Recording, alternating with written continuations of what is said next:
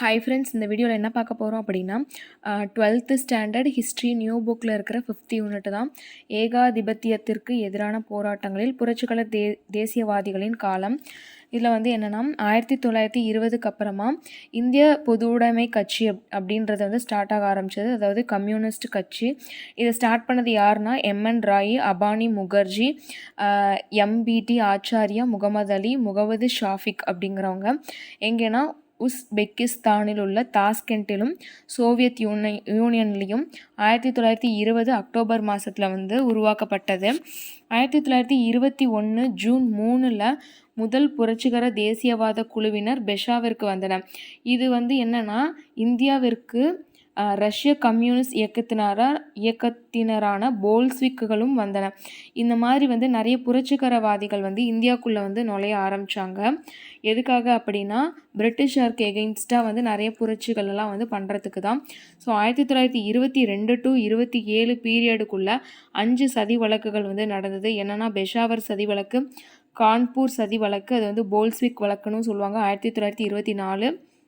அதுக்கப்புறமா மீரட் சதி திட்ட வழக்கு 1929.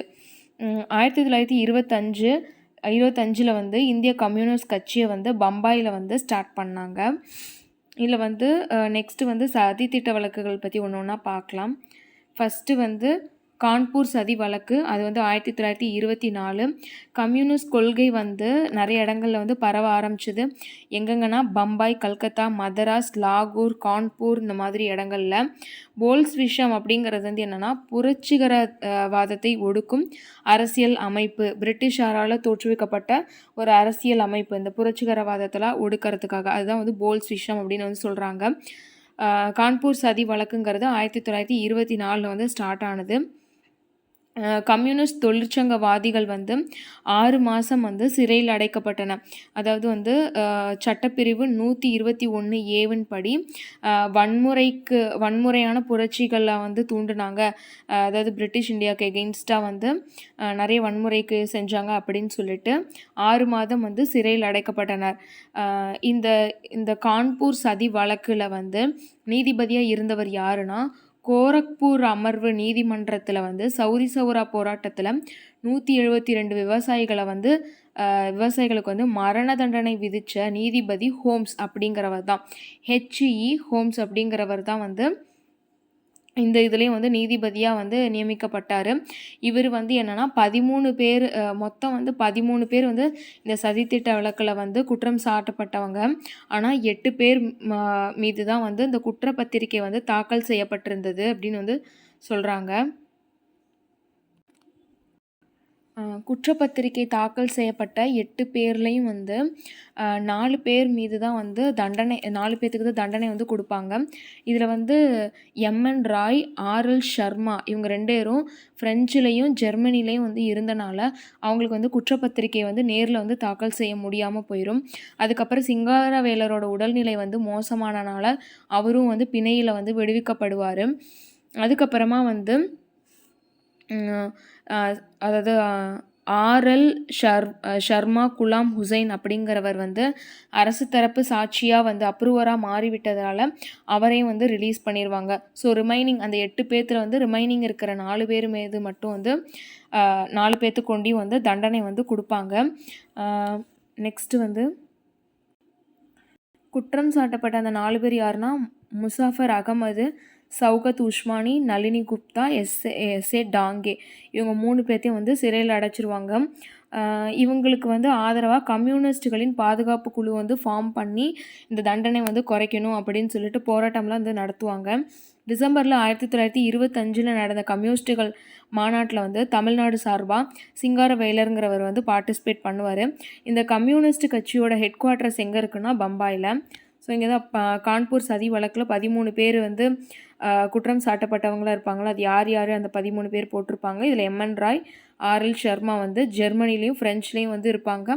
ஸோ அவங்க மேலே வந்து குற்றப்பத்திரிகை டைரெக்டாக வந்து தாக்கல் பண்ண முடியாது. குலாம் ஹுசைன் அப்படிங்கிறவர் வந்து அப்ரூவல் ஆயிடுவார். சிங்காரவேலருக்கு வந்து உடம்பு சரியில்லாமல் போயிடும். இந்த ரிமைனிங் வந்து டிக் பண்ணியிருக்க 4 பேர்த்துக்கு மட்டும் வந்து தண்டனை வந்து கொடுப்பாங்க. நெக்ஸ்ட்டு வந்து என்னென்னா சிங்காரவேலரை பற்றி பார்ப்போம். இவர் வந்து 18 ஃபெப்ரவரி 1860 வந்து பிறந்திருப்பார்.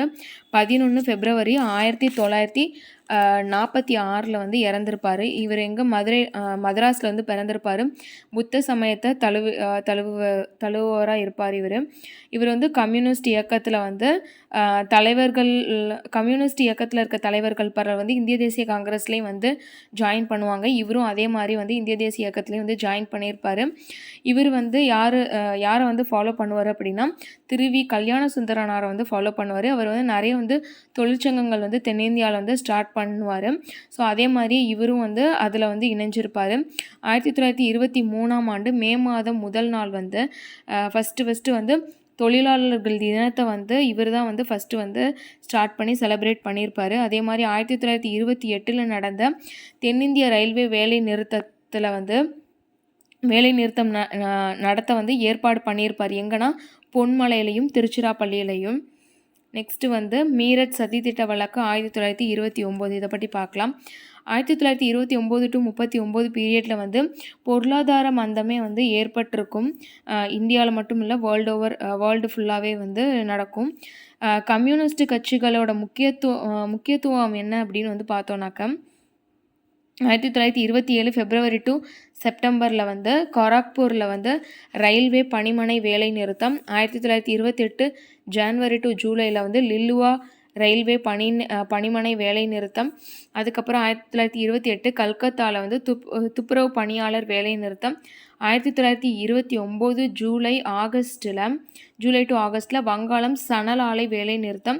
1928 வந்து 28 ஜூலையில் திருச்சிராப்பள்ளி தென்னிந்திய ரயில்வே வேலை நிறுத்தம். அதுக்கப்புறம் பொன்மலை பனிமலையிலையும் வேலை நிறுத்தம். 1928 ஏப்ரலில் பம்பாய் ஜவுளி தொழிலாளர் வேலை நிறுத்தம். 1928 தொழில் தகராறு சட்டம். அதுக்கப்புறம் பொதுமக்கள் பாதுகாப்பு மசோதா 1928 வந்து 28 ஏப்ரலில் பம்பாய் தொழிலாளர் வேலை நிறுத்தம் வரைக்கும் நிறைய வந்து வேலை நிறுத்தங்கள் நடக்கும். ஸோ அதனால் வந்து 1928 வந்து பிரிட்டிஷ் கவர்மெண்ட் வந்து என்ன பண்ணுன்னா தொழில் தகராறு சட்டம், அதுக்கப்புறம் 1928 பொதுமக்கள் பாதுகாப்பு மசோதா அப்படின்னு வந்து 2 அடக்குமுறை சட்டங்களை வந்து விதிக்கும். புரட்சிகர தேசியவாத இயக்கம் வந்து பம்பாய், கல்கத்தா, பஞ்சாப், பூனா இந்த மாதிரி வந்து நிறைய வந்து இடங்களில் வந்து விரிவடைஞ்சிக்கிட்டே வந்து போகும். புரட்சிகரவாதிகள் வந்து நிறைய இடத்துல வந்து ஸ்ப்ரெட் ஆகிட்டே இருக்கிறாங்க. ஸோ இது வந்து பார்க்கும்போது வந்து பிரிட்டிஷ் கவர்மெண்ட்க்கு வந்து கொஞ்சம் ஒரு பயத்தை வந்து கொடுக்கும். என்னடா நிறைய புரட்சிகரவாதிகள் வந்து வளர ஆரம்பிக்கிறாங்களே அப்படின்னு சொல்லிட்டு அவங்களுக்கு வந்து ஒரு பயத்தை வந்து கொடுக்கும் அப்படின்னு வந்து சொல்லியிருப்பாங்க. கம்யூனிஸ்ட் கட்சியில் வந்து 32 முன்னோடி செயல்பாட்டாளர்கள் வந்து கைது செய்யப்படுவாங்க. அதில் வந்து 8 பேர் வந்து இந்திய தேசிய காங்கிரஸை சேர்ந்தவர்களாக இருப்பாங்க. கம்யூனிஸ்ட் கட்சியை வந்து பாதுகாக்கிறதுக்காக வந்து பிரிட்டானியா கம்யூனிஸ்ட் கட்சியை வந்து ஸ்டார்ட் பண்ணியிருப்பாங்க. இந்த பிரிட்டானியா கம்யூனிஸ்ட் கட்சியை சேர்ந்த பிலிப் ஸ்ப்ராட், பிராட்லி, லெஸ்டர், ஹட்சின்சன் அப்படிங்கிறவங்களாம் வந்து கைது செய்யப்படுவாங்க. எந்த பிரிவின் கீழ் அப்படின்னா ஆக்ட் 121 படி இவங்க வந்து கைது செய்யப்படுவாங்க. அதாவது 121 ஏவின் படி கைது செய்யப்படுவாங்க.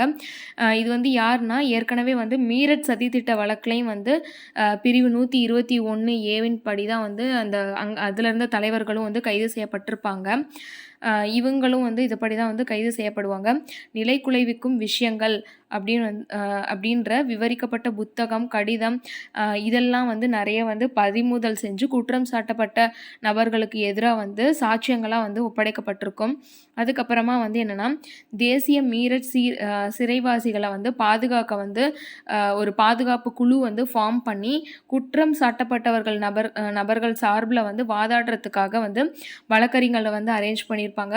யார் வந்து குற்றம் சாட்டப்பட்டவர்களுக்கு எதிராக வந்து ஆதரவாக வந்து வழக்கறிஞர்களாக இருப்பாங்க அப்படின்னா KF நாரிமனு, MC சுக்லா அப்படிங்கிறவங்களும் தான். அது இல்லாமல் காந்தியடிகளும் ஜவஹர்லால் நேருவும் வந்து குற்றம் சாட்டப்பட்டவர்களை வந்து பார்த்து அவங்களுக்கு வந்து ஆதரவு வந்து தருவாங்க. நெக்ஸ்ட்டு வந்து என்னென்னா 1929 வந்து குற்றம் சாட்டப்பட்ட நபர்கள் எல்லாருமே வந்து கைது செய்யப்படுவாங்க.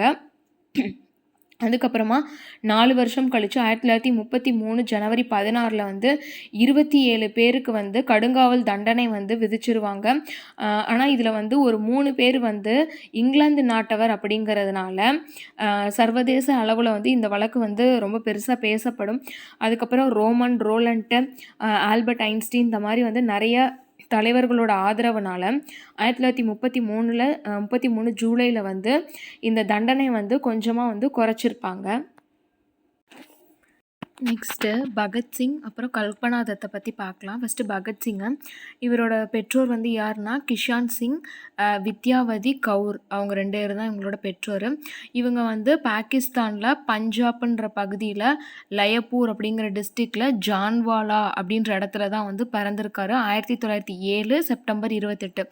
அதாவது பாகிஸ்தானில் உள்ள அந்த பஞ்சாப் பகுதியில் லயப்பூர் டிஸ்ட்ரிக்டில் ஜான்வாலா அப்படிங்கிற இடத்துல வந்து 1907 செப்டம்பர் 28 பிறந்திருக்காரு. 14 வயசில் அதாவது ஜாலியன் வாலாபாக் நடந்துட்டு இருந்தபோது இவருக்கு வந்து 14 வயசு. அந்த டைம்லேயே வந்து நௌஜவான் பாரத் சபா, அப்புறம் வந்து ஹிந்துஸ்தான் ரிப்பப்ளிக்கன் அசோசியேஷன்லலாம் வந்து ஜாயின் பண்ணிக்கிட்டாரு.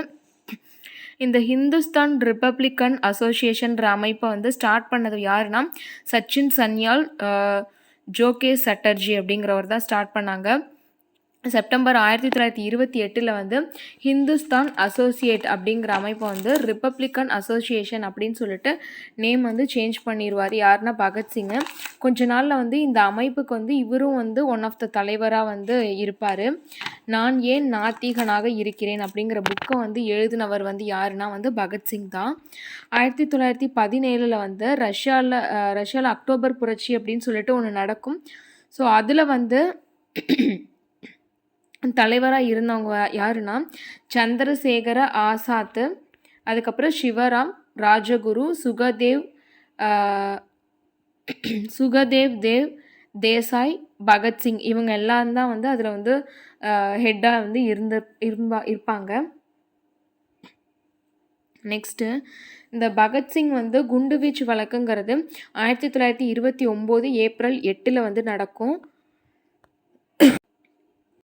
1929 ஏப்ரல் 8 மத்திய சட்டமன்றம் மீது வந்து பகத்சிங் வந்து குண்டு வீசுவாங்க. இது வந்து யாரையும் வந்து கொல்றதுக்கான புரட்சியாக வந்து இருக்காது. அந்த தொழிலாளர்களை வந்து அடக்குவதற்காக வந்து தொழில் தகராறுகள் மசோதா வந்து ஏற்படுத்தின நாள் அன்னைக்கு குண்டு வீசணும் அப்படின்னு சொல்லி பிளான் பண்ணி குண்டு வீசியிருப்பாங்க. ஸோ அதுதான் வந்து இது வந்து குண்டு வீச்சு வழக்கு அப்படின்னு வந்து சொல்லுவாங்க. நெக்ஸ்ட்டு வந்து லாகூர் சதி வழக்கு. இதில் வந்து குற்றம் சாட்டப்பட்டவங்கள முக்கியமானவங்க யாருன்னா ராஜகுரு, சுகதேவ், ஜதீந்திர தாஸ், பகத்சிங், இவங்க 4 பேரும் தான். அது இல்லாமல் 21 பேரும் வந்து கைது செஞ்சுருப்பாங்க. இது வந்து எதுக்கான வழக்கு அப்படின்னா சாண்டர்சன் அப்படிங்கிறவரை வந்து கொலை செஞ்சதை தான் வந்து லாகூர் சதி வழக்கு அப்படின்னு வந்து சொல்லுவாங்க. ஜதீந்திர தாஸ் வந்து சிறையில் வந்து உண்ணாவிரதம் இருந்து 64க்கு அப்புறம் வந்து இறந்து போயிடுவார்.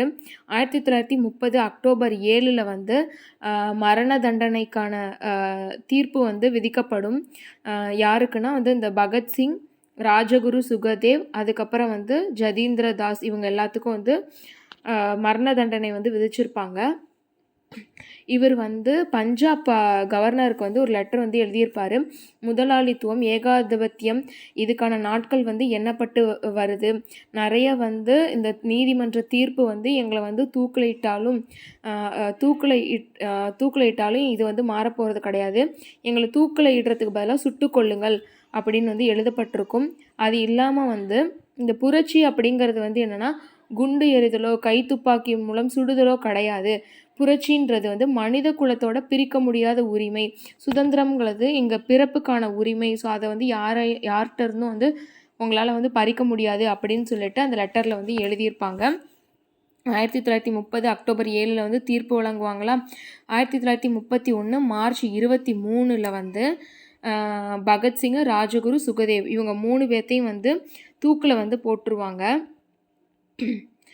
புரட்சி ஓங்குக அப்படின்னு வந்து முழக்கமிட்டபடியே வந்து அவங்க வந்து தூக்கில் வந்து தொங்கிடுவாங்க. இந்த பட்டியலில் வந்து முக்கியமானவங்க யாருன்னா வந்து கல்பனா தத் அப்படிங்கிற இன்னொரு லேடியும் தான். அவங்களும் வந்து என்னென்னா இவங்களோட சேர்ந்து புரட்சியில் வந்து ஈடுபட்டிருப்பாங்க. இது வந்து 1928 டிசம்பரில் வந்து லாலா லஜபதி ராயை வந்து ஜேம்ஸ் ஏ ஸ்காட் அப்படிங்கிறவர் வந்து கொண்டிருப்பார். என்னென்னா தடியடி தாக்குதல் மூலமாக கொண்டிருப்பார். ஸோ அதுக்கான பழிவாங்குதலுக்காக தான் வந்து அவர் மேலே வந்து குண்டு வீசுவாங்க. ஆனால் தவறுதலாக வந்து சாண்டர்ஸ் அப்படிங்கிறவர் வந்து இறந்துருவார். அந்த சாண்டர்ஸுங்கிறவரை வந்து கொன்னுருவாங்கல்ல, அந்த வழக்கை தான் வந்து லாகூர் சதி வழக்கு அப்படின்னு வந்து சொல்லுவாங்க. ஸோ இதை வந்து கொன்னவர் வந்து யாருன்னா பகத்சிங் அப்படிங்கிறவர் தான் லாகூரில் வந்து கொண்டிருப்பார். 1929 டிசம்பரில் வந்து வைசிராய் இர்வின் பிரபு மீது கொலை வழக்கு வந்து நடக்கும். கொலை செய்யறதுக்கான முயற்சிகள் வந்து நடக்கும். இந்த இர்வின் பிரபு வந்து 1926 டு 1931 வந்து கவர்னர் ஜென்ரலாக வந்து நியமனம் செய்யப்பட்டிருப்பார். ஸோ 29 டிசம்பர் மாதத்தில் வந்து இவர் மேலேயும் வந்து கொலை செய்கிறதுக்கு நிறைய முயற்சிகள் வந்து நடந்திருக்கும். 1930லையும் 30 பஞ்சாப்லையும் உத்தரப்பிரதேசத்துலேயும் வந்து கொலை செய்கிறதுக்கு வந்து முயற்சிகள் வந்து 2 இடத்துலையுமே வந்து நடந்திருக்கும். கல்பனா தத் அப்படிங்கிறவங்களோட காலம் வந்து 1913 டு 1995. 1920 வந்து கல்பனா தத் வந்து கம்யூனிஸ்ட் தலைவர் பிசி ஜோஷியை வந்து கல்யாணம் பண்ணிவிட்டு கல்பனா ஜோஷியாக வந்து இருப்பாங்க. இவங்க வந்து சிட்டகாங் ஆயுதப்படை தாக்குதலில் வந்து துணிகரமாக வந்து தாக்கின பெண்களில் வந்து ரொம்ப வந்து முக்கியமானவங்களாக இருப்பாங்க. சூரியசென் அப்படிங்கிறவங்களோட இணைஞ்சு இந்த சிட்டகாங் ஆயுதப்படை தாக்குதலில் வந்து ரொம்ப வந்து புரட்சிகரமாக வந்து ஈடுபட்டிருப்பாங்க. இறக்க நேரினும் தமது தியாகம் வந்து வீண் போகாது அப்படின்னு சொல்லிட்டு ஆனந்த் குப்தாட்ட வந்து இவர் வந்து சொல்லியிருப்பாங்க. வங்காளத்தில் வந்து பள்ளிக்கூடம் ஒன்றில் ஆசிரியராக பணிபுரிந்த சூரியசென் வந்து சூரியசெனோட தலைமையில் தான் வந்து இந்த இயக்கம் வந்து நடக்கும். அந்த சிட்டகாங் ஆயுதப்படை தாக்குதல் அப்படிங்கிற இயக்கம் வந்து நடக்கும். 1920 வந்து யுகந்தர் அணுசீலன் சமதி அப்படிங்கிற புரட்சிகர குழு வந்து தேக்கமடைஞ்சு புதிய குழு வந்து உருவாகும். அந்த புதிய குழு வந்து யாரோட தலைமையில் இருக்குன்னா இந்த சூரியசென் அப்படிங்கிற தலைமையில் தான் வந்து இருக்கும். இந்த போர் தளவாட கிடங்கு தாக்குதல் அப்போ வந்து 2 பேர் வந்து எஸ்கேப் ஆயிடுவாங்க. 1932 ஜூன் 13 வந்து அந்த எஸ்கேப் ஆனவங்களை வந்து கொலை செஞ்சுருவாங்க. அதில் வந்து ஒருத்தர் வந்து யாருன்னா கேமரூன் அப்படிங்கிறவங்க தான். 1932 ஜூன் 13 வந்து கேமரூன் தல்காட் அப்படிங்கிற வில்லேஜில் வந்து ஏழை பிராமண விதவை பெண் சாவித்திரி தேவி வீட்டில் வந்து கொலை செய்வாங்க. அவங்க சாவித்திரி தேவியும் அவங்க மகனும் வந்து கைது செய்யப்படுவாங்க. ஆனாலும் வந்து அந்த கேப்டன் கேமரூனுக்கு எகெயின்ஸ்டாக வந்து இவங்க வந்து சாவித்திரி தேவி வந்து எதுவுமே வந்து சொல்ல மாட்டாங்க. இதை வந்து கல்பனா தத் வந்து அவங்களோட சுயசரிதையில் வந்து எழுதியிருப்பாங்க. அந்த சுயசரிதை பேர் வந்து என்னென்னா சிட்டகாங் ஆர்மரி ரெய்டர்ஸ் ரிமினி சீசன்ஸ் அப்படிங்கிறது தான். நெக்ஸ்ட்டு சூரியசென்னோட புரட்சிகர குழுவில் வந்து இந்திய குடியரசு இராணுவம் வந்து ஐரிஷ் குடியரசு படை அப்படின்னு சொல்லிட்டு நேம் சேஞ்ச் பண்ணியிருப்பாங்க. இவங்க வந்து என்னென்னா கொரில்லா போர் முறையை தான் வந்து ஃபாலோ பண்ணி தாக்குவாங்க. 1930 ஏப்ரல் 18 வந்து சிட்டகாங் படை தளத்தில் வந்து மிட் நைட்டில் வந்து தாக்கி வந்து தகர்ப்பாங்க. அங்கே வந்து தேசிய கொடியை ஏந்தி வந்தே மாதரம் புரட்சி ஓங்குக அப்படின்லாம் வந்து முழங்கி வந்து அந்த சிட்டகாங் ஆயுதப்படை தளத்தை வந்து தாக்கிடுவாங்க. இது வந்து 3 வருஷமாக வந்து தேடுவாங்க. இந்த சூரியசென்னை வந்து தேடுவாங்க. இந்த படைத்தளத்தில் வந்து தாக்கி யார் வந்து இது பண்ணாங்க அப்படி சொல்லிட்டு இவரை வந்து கண்டுபிடிக்கிறதுக்கு வந்து 3 வருஷம் வந்து எடுத்துக்கும். 1933 பிப்ரவரியில் வந்து கைது செய்யப்படுவாங்க. அதுக்கப்புறம் 11 மாதம் கழித்து 1934 ஜனவரி 12 வந்து தூக்கிலிடப்படுவாங்க. இந்த தூக்கிலிடப்பட்டவங்களை வந்து கல்பனா தத்தும் ஒருவர் அப்படின்னு வந்து சொல்கிறாங்க. நெக்ஸ்ட்டு வந்து இந்திய தேசிய காங்கிரஸின் கராச்சி அமர்வு 1931. விடுதலை போராட்டங்கள் வந்து நடந்துட்டு இருந்த டைமில் வந்து விவசாயிகள் வந்து ரொம்ப வந்து அதாவது வரியினாலையும் வந்து பஞ்சத்தினாலையும் அதுவும் இல்லாமல் உலக அளவில் வந்து பெருமந்த நிலை ஏற்படும். ஸோ விவசாயிகள் வந்து ரொம்ப பாதிக்கப்பட்டிருப்பாங்க. ஸோ அவங்கள வந்து பாதுகாக்கிறதுக்காக கிஷான் சபா அப்படிங்கிற விவசாயிகள் சங்கம் வந்து ஏற்படுத்தப்படும். 1930 இந்திய தேசிய காங்கிரஸ் வந்து ஒரு மக்கள் கட்சியாக வந்து உருவெடுக்கும். 1931 மார்ச்சில் வந்து கராச்சியில் வந்து ஒரு கூட்டம் வந்து நடக்கும். அதில் வந்து சர்தார் வல்லபாய் படேல் தான் வந்து தலைவராக வந்து தேர்ந்தெடுக்கப்படுவார். அதில் வந்து அடிப்படை உரிமைகளுக்கான தீர்மானம் வந்து ரொம்ப முக்கிய பங்கு பெறும் அப்படின்னு வந்து சொல்லுவாங்க. அதில் வந்து பிரிவு 3, அதுக்கப்புறம் அரசு வழிகாட்டும் நெறிமுறை பிரிவு 4, அது அடிப்படையில் வந்து அந்த மாநாடு வந்து நடக்கும். ஓகேவா. நெக்ஸ்ட்டு வந்து உலக பெருமந்தம் மற்றும் இந்தியாவில் வந்து அதோட தாக்கம் வந்து எப்படி இருந்தது. உலக அளவுலேயே வந்து பொருளாதார பெருமந்த நிலை வந்து ஏற்படும். எதுலேருந்து எது வரைக்கும்னா 1929 1939 வரைக்குமே வந்து நடக்கும். உற்பத்தி வந்து ரொம்ப வந்து குறைஞ்சிரும். கதவடைப்பு, ஊதியத்தில் வந்து குறைப்பு, வேலையின்மை, பட்டினி, பசி எல்லாமே வந்து நடக்கும். இது எதனாலனா யூஎஸில் வந்து வால் தெரு அப்படிங்கிற தெருவில் நடந்த பொருளாதார வீழ்ச்சியினால தான் வந்து உலக அளவுலேயே வந்து பொருளாதார பெருமந்தம் வந்து நடக்கும் அப்படின்னு வந்து சொல்லுவாங்க. அது நடந்து சில காலத்துக்கு அப்புறமா வந்து இந்தியாவில் வந்து தொழில் வளர்ச்சி வந்து எப்படி வந்து வளர ஆரம்பிச்சது அப்படின்றத வந்து பார்க்கலாம். பம்பாய், கல்கத்தா, கான்பூர், ஐக்கிய மாகாணங்கள், சென்னை இங்கெல்லாம் வந்து ஊதியம் வந்து ரொம்ப வந்து குறைஞ்சிரும். வேலை முடுக்கமும் வந்து வர ஆரம்பித்த டைமு. தொழிலாளர்கள் போராட்டம்லாம் வந்து வெடிச்சிட்டு இருக்கும். 1929 to 30 வந்து ஏற்றுமதி வந்து 311 கோடியாக இருந்தது. ஆனால் 1932 to 33 வந்து 132 கோடியாக வந்து குறைஞ்சிரும். ஸோ விவசாய பொருட்கள் வந்து ரொம்ப ரொம்ப வந்து குறைஞ்சிரும். குறைவான விளைநிலம் விற்கப்பட்டதுனால வந்து மலிவு ஊதியத்துக்கு வந்து தொழிலாளர்கள் வந்து வேலை செய்ய வந்து கிடைப்பாங்க. ஸோ இதன் காரணமாக இந்தியாவில் வந்து தொழில் வளர்ச்சி ஏற்பட ஆரம்பிச்சது அப்படின்னு வந்து சொல்கிறாங்க. விவசாய உற்பத்தி இதெல்லாம் வந்து குறைஞ்சிது. ஆனால் தொழில் வளர்ச்சி வந்து கொஞ்சம் கொஞ்சமாக இம்ப்ரூவ்மெண்ட் ஆச்சு அப்படின்னு வந்து சொல்கிறாங்க. இந்தியாவில் வந்து மூலப்பொருள் உற்பத்தி, அதுக்கப்புறம் உற்பத்தி பொருட்கான சந்தையாக வந்து இந்தியா வந்து சேஞ்ச் ஆக ஆரம்பிச்சிட்டு இருந்த டைமு. 1854 வந்து பம்பாயில் வந்து கவஸ்ஜூ நானாபாய் கவுர் அப்படிங்கிறவர் வந்து பார்சி இனத்தை சேர்ந்தவர். அவரும் வந்து ஒரு இந்தியர் தான் வந்து ஃபஸ்ட்டு ஒரு பருத்தி ஆலை வந்து ஸ்டார்ட் பண்ணார். 1815 to 1873 தான் அவரோட பீரியடு. 1854 வந்து முதல் பருத்தி ஆலையை வந்து ஸ்டார்ட் பண்ணார். பேர் வந்து Bombay spinning and wheeling company அப்படின்னு வந்து ஸ்டார்ட் பண்ணார். யூஎஸில் வந்து உள்நாட்டு போர் வந்து நடந்துக்கிட்டு இருந்த டைம் 1861 to 65. ஸோ வந்து பருத்தி விவசாயம் செய்தோருக்கு வந்து இந்த தொழிற்சாலை இந்த ஒரு ஆலை ஆரம்பித்தது வந்து ஒரு வரம் அப்படின்னு வந்து சொல்கிறாங்க. நெக்ஸ்ட்டு இந்திய தொழில் முனைவோரால் அகமதாபாத்தில் வந்து ஜவுளி ஆலை வந்து ஸ்டார்ட் பண்ணப்படும். அதுக்கப்புறம் அகமதாபாத் அப்புறம் பம்பாயில் வந்து பருத்தி ஆலைகளுக்கான முக்கிய மையங்களாக வந்து மாறுச்சு அப்படின்னு வந்து சொல்கிறாங்க. 1914 வந்து பம்பாயில் வந்து நூற்பு நெசவு ஆலைகள் வந்து 129 தான் இருக்கும். 1875 to 76 1913 to 14 பீரியடில் இந்தியாவில் வந்து பருத்தி ஜவுளி ஆலைகளோட கவுண்ட்டு 47 271 இன்க்ரீஸ் ஆகும் அப்படின்னு வந்து சொல்கிறாங்க.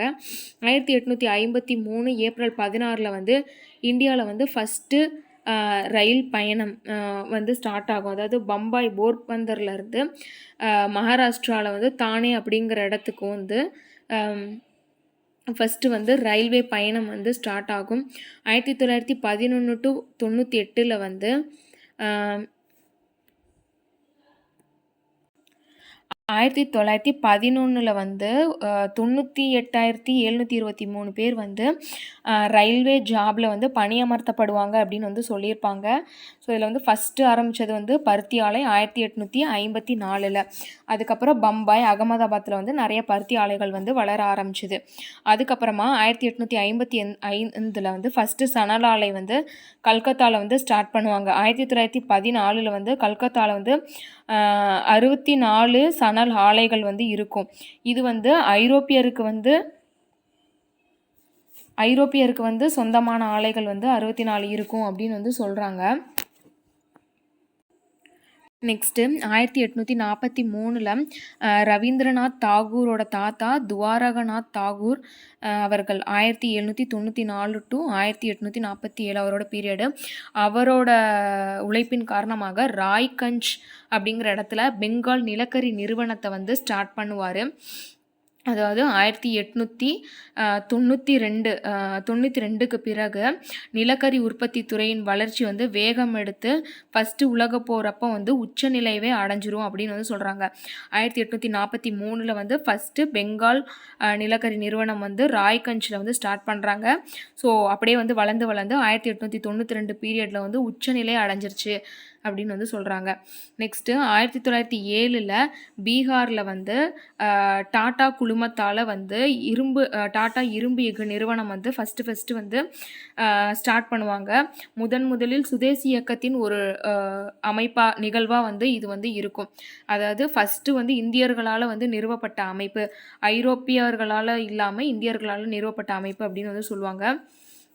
1875 வந்து ஐரோப்பியர்கள் குழு வந்து வங்காள இரும்பு நிறுவனம் வந்து ஸ்டார்ட் பண்ணுவாங்க. ஆனால் வங்காள இரும்பு நிறுவனம் ஸ்டார்ட் பண்ணுவாங்க 1875. ஆனால் எந்த ஒரு ஹெல்ப்பும் இல்லாமல் 1907 பீகாரில் டாடா அப்படிங்கிற குழுமத்தால் இரும்பு எஃகு நிறுவனம் வந்து ஸ்டார்ட் பண்ணப்படும் அப்படின்னு வந்து சொல்கிறாங்க. அதுக்கப்புறம் 1889 வங்காள இரும்பு மற்றும் எஃகு ஆலை வந்து அமைக்கப்படும். இது வந்து ஐரோப்பியர்களோடது தான். அதுக்கப்புறம் 1912 டு 13 வந்து இதோட உற்பத்தி வந்து 31,000 டன்னாக இருக்கும். 1917 டு 18 1,81,000 டன்னாக வந்து உயர்ந்திருக்குன்னு சொல்லியிருப்பாங்க. 1916 வந்து தொழில்துறை ஆணையம் வந்து தொடங்கப்படும். 1882 லக்னோவில் ஃபஸ்ட்டு காகித ஆலை இந்திய தொழிலாளர்களால் கூப்பர் பேப்பர் மில் அப்படின்னு சொல்லிட்டு ஸ்டார்ட் பண்ணியிருப்பாங்க. 1882 லக்னோவில் காகித ஆலை, அது வந்து கூப்பர் பேப்பர் மில் அப்படின்னு சொல்லிட்டு இந்தியர்களால் வந்து ஸ்டார்ட் பண்ணப்படும்.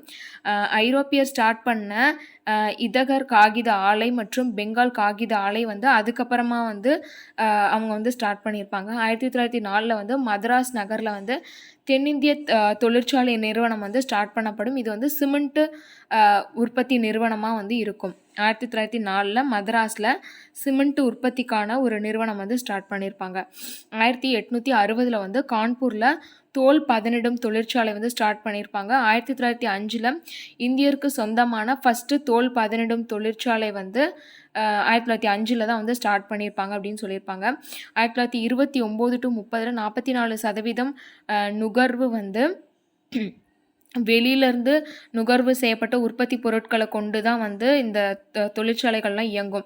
ஆனால் 1934 டு 34 பெருமந்தத்திற்கு பிறகு 20.5% இது வந்து குறைஞ்சிரும் அப்படின்னு சொல்கிறாங்க. அதாவது அப்போ என்னென்னா பருத்தியெல்லாம் வந்து வெளியிலேருந்து வாங்கி உள்ளே வந்து பருத்தி ஆடைகள் நெய்கிறாங்க அப்படின்னா அந்த பெருமந்தத்திற்கு அப்புறமா அந்த 33 டு 34 பீரியடுக்கு அப்புறமா நம்ம இந்திய நாட்டில் உற்பத்தி செய்கிற பருத்திகளை வச்சே பருத்தி ஆடைகள் வந்து உற்பத்தி செய்ய ஆரம்பிச்சிருவாங்க அப்படின்னு சொல்லுவாங்க. அதுதான் அந்த 44% நுகர்வு வந்து வெளியிலேருந்து வாங்கிட்டு வந்தாங்க அப்படின்னா அது வந்து 20.5% வந்து குறைஞ்சிருச்சு அப்படின்னு வந்து சொல்கிறாங்க. 1919 சிந்தியா நீராவி கப்பல் கம்பெனி லிமிடெட் வந்து ஸ்டார்ட் பண்ணுவாங்க. 1939 வந்து பிரிட்டிஷ் நீராவி கப்பல் நிறுவனம் வந்து டாடா நிறுவனத்தால் வந்து வாங்கப்பட்டுரும், அதாவது அவங்க வாங்கிப்பாங்க.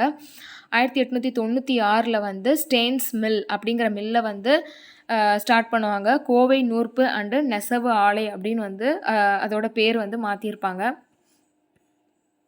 நெக்ஸ்ட்டு 1929 டு 37 டைமில் வந்து கோயம்புத்தூரில் வந்து 29 விதை நீக்கும் தொழிற்சாலை மற்றும் ஆலைகள் வந்து இருக்கும். 1932 கோவையில் மதுக்கரையில் சிமெண்ட் தொழிற்சாலை வந்து ஸ்டார்ட் செய்வாங்க.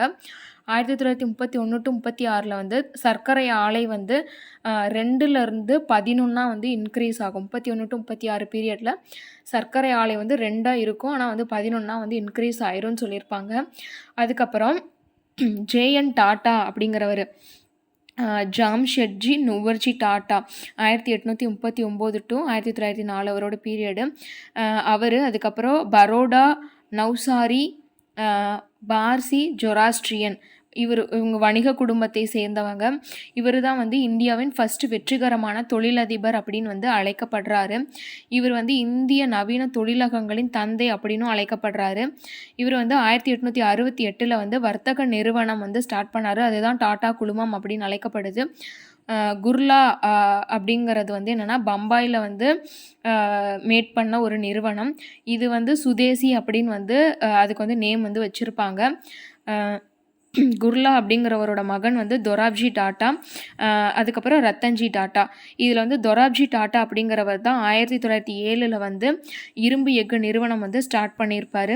அதுக்கப்புறம் 1910 வந்து டாட்டா நீர்மின் சக்தி நிறுவனமும், அதுக்கப்புறமா வந்து பெங்களூரில் வந்து இந்திய அறிவியல் கழகமும் வந்து ஸ்டார்ட் பண்ணியிருப்பார். இந்த வந்து குர்லா அப்படிங்கிறவர் வந்து என்னென்னா பம்பாயில் வந்து சுதேசி அப்படின்னு வந்து ஒரு பெயரிடப்பட்ட நிறுவனத்தை வந்து ஸ்டார்ட் பண்ணுவார். அது வந்து எப்போனா 1868. ஆனால் தொராப்ஜி டாட்டாக்கு அப்புறம் தான் வந்து இந்த தொழிற்சாலையில் வந்து பெரிய பெரிய வந்து க்ரோத் எல்லாமே வந்து இருக்கும். ஜேஎன் டாட்டாங்கிறது ஃபஸ்ட்டு அவர் வந்து இந்திய நவீன தொழிலகங்களின் தந்தை அப்படின்னு அழைக்கப்பட்டவர். இதில் வந்து ரொம்ப முக்கியமாக வந்து என்னென்னா இந்த ஆலைகள் வந்து எப்பப்போ எது ஸ்டார்ட் பண்ணுச்சுன்னு அது ஒரு கோத்ரூ மட்டும் பார்க்கலாம். 1854 பம்பாயில் கவஸ்ஜூ நானாபாய் கவுர் அப்படிங்கிறவர் வந்து ஃபஸ்ட்டு பருத்தி ஆலை வந்து ஸ்டார்ட் பண்ணுவார். அதுக்கப்புறம் பம்பாய், அகமதாபாத்லலாம் பருத்தி ஆலைகள் நிறைய இருக்கும். 1853 வந்து பம்பாய் டு தானே ரயில் பயணம் வந்து ஸ்டார்ட் ஆகும். 1855 வந்து சணல் உற்பத்தி ஆலை வந்து கல்கத்தாவில் வந்து ஸ்டார்ட் பண்ணுவாங்க. 1843 வந்து துவாரகாநாத் தாகூர் அப்படிங்கிறவர் வந்து பெங்கால் நிலக்கரி நிறுவனம் வந்து ஸ்டார்ட் பண்ணுவார். அதுக்கப்புறம் 1907 பீகாரில் வந்து டாட்டா குழுமத்தால் வந்து டாட்டா இரும்பு எஃகு நிறுவனம் வந்து ஸ்டார்ட் பண்ணுவாங்க. அதுக்கப்புறம் 1889 வங்காள இரும்பு எஃகு நிறுவனம் வந்து அமைக்கப்படும். அதுக்கப்புறமா வந்து 1910 வந்து டாட்டா நீர்மின் சக்தி நிறுவனமும் பெங்களூரில் வந்து இந்திய அறிவியல் கழகமும் வந்து ஸ்டார்ட் செய்யப்படும். ஸோ அந்த மாதிரி வந்து நிறைய இயர்ஸ் வந்து இதில் வந்து இம்பார்ட்டன்ட் இயர்ஸே இருக்குது. ஸோ அதெல்லாம் பார்த்துக்கோங்க. ஸோ இந்த யூனிட் வந்து முடிஞ்சிருச்சு. தேங்க்யூ.